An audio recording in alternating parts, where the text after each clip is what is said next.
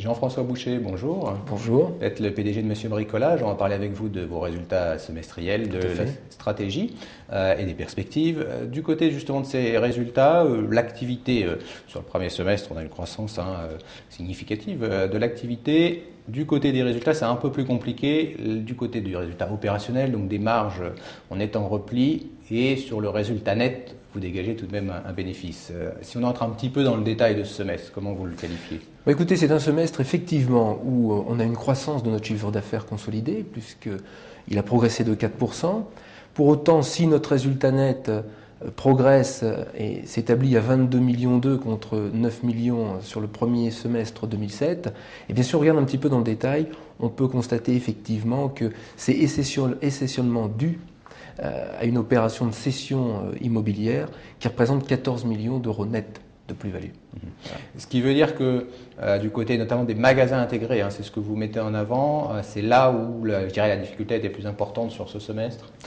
Oui, c'est vrai, les magasins intégrés continuent d'avoir des difficultés. On ne peut pas s'en cacher puisque les chiffres sont très clairs.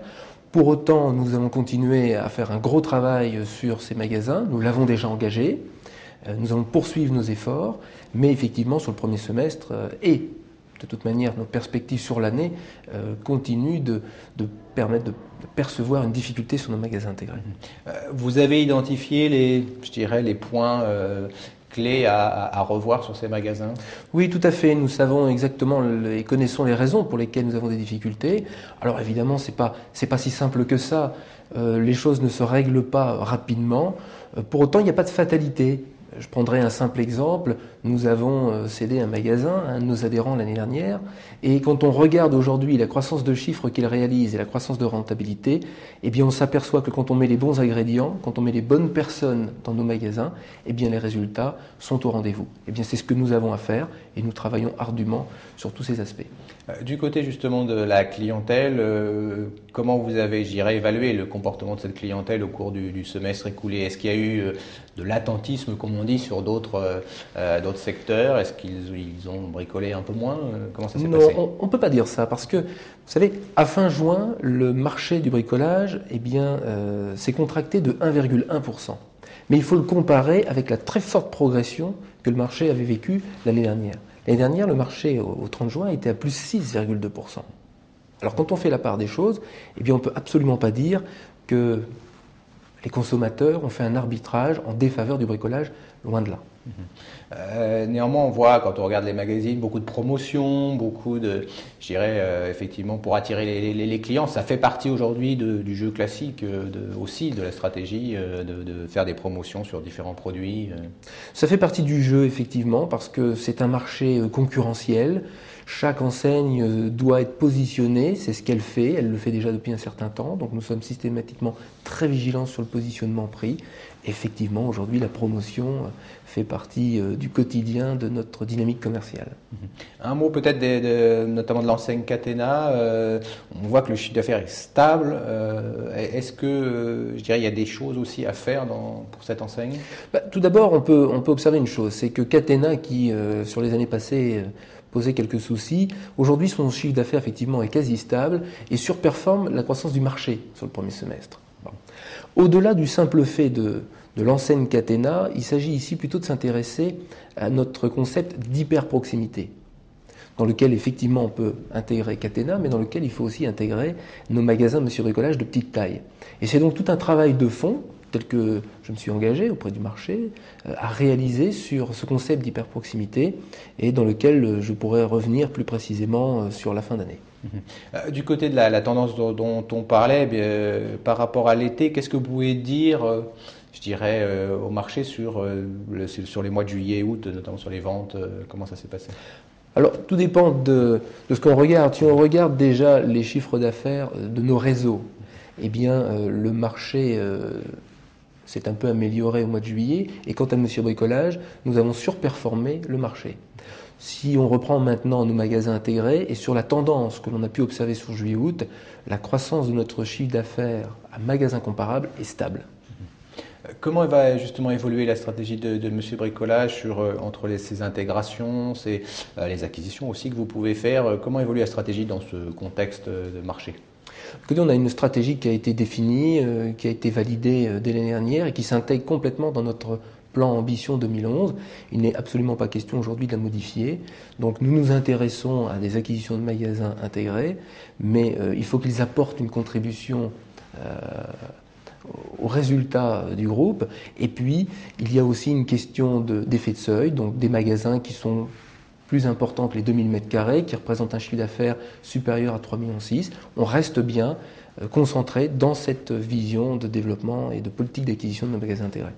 Si l'on parle de l'international, là où vous êtes implanté, quelle vision vous avez eue justement sur ce cas réalisation sur le premier semestre?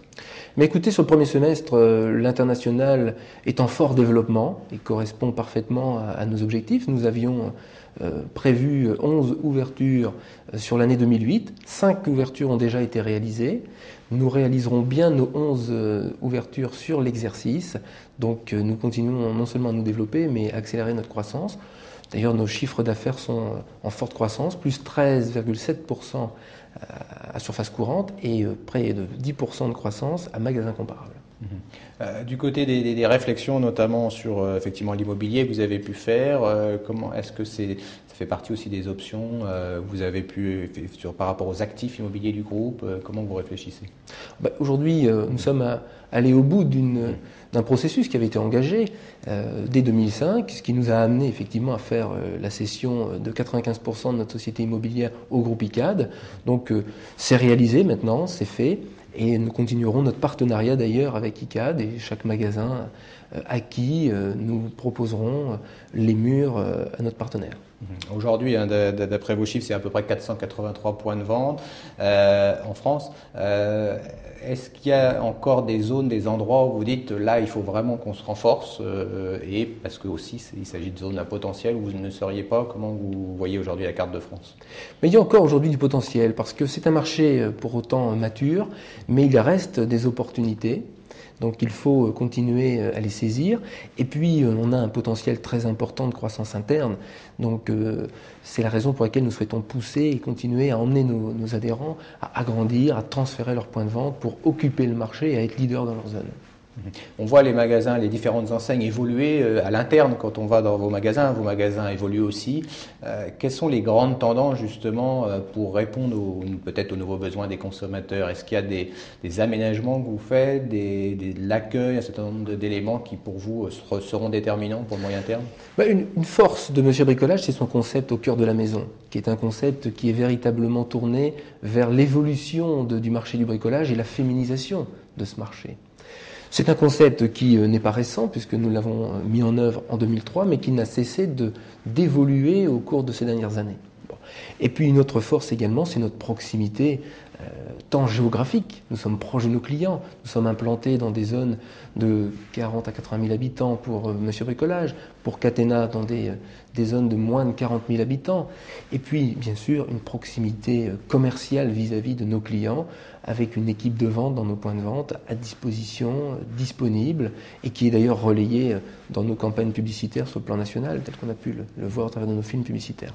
Quelle est aujourd'hui, à l'issue de ce premier semestre, la situation financière de M. Bricolage? Vous diriez qu'il y a une bonne flexibilité, que vous pouvez réaliser les investissements prévus? Écoutez, M. Bricolage aujourd'hui, oui, a tout à fait les moyens de l'ambition 2011. Tout d'abord parce que nos résultats sont là, que nous avons cédé une partie de l'immobilière, 95% je le rappelle, que ça a permis de désendetter le groupe, donc un ratio d'endettement qui baisse de près de 20 points. Et puis, nous avons signé un nouveau crédit syndiqué avec nos partenaires financiers, ce qui d'ailleurs renouvelle leur confiance vis-à-vis du groupe. C'est un crédit syndiqué à hauteur de 150 millions d'euros et qui, effectivement, va contribuer très largement à notre capacité de financement de nos ambitions. Est-ce que vous restez attentif à des possibilités de croissance externe, si des possibilités se présentent? Oui, tout à fait, c'est naturel. Il faut toujours regarder ce qui se passe sur le marché, dont nous sommes particulièrement attentifs, tant sur la croissance externe, éventuellement par acquisition, que par des partenariats. Et pas plus tard qu'hier, nous avons d'ailleurs signé un nouveau partenariat avec un groupe qui s'appelle le groupe Lurberry, dans le sud-ouest de la France, de manière à accélérer ce développement. C'est une coopérative agricole très bien gérée, très dynamique, et qui souhaite se diversifier. Et nous avons à horizon 5 ans un objectif de réaliser ensemble une dizaine de magasins.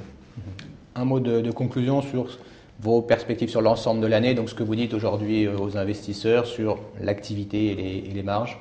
Ce que je peux dire aujourd'hui, c'est que nous confirmons notre capacité tout d'abord à croître en chiffre d'affaires sur l'exercice 2008. Nous aurons également une rentabilité qui sera atteinte concernant les 15% objectifs sur les services au réseau, et notre résultat net progressera par rapport à l'année dernière, auquel viendra s'additionner les 14 millions de plus-value nette immobilière. Et Jean-François Boucher, merci d'avoir été avec nous. Vous êtes le PDG de Monsieur Bricolage. Merci à vous.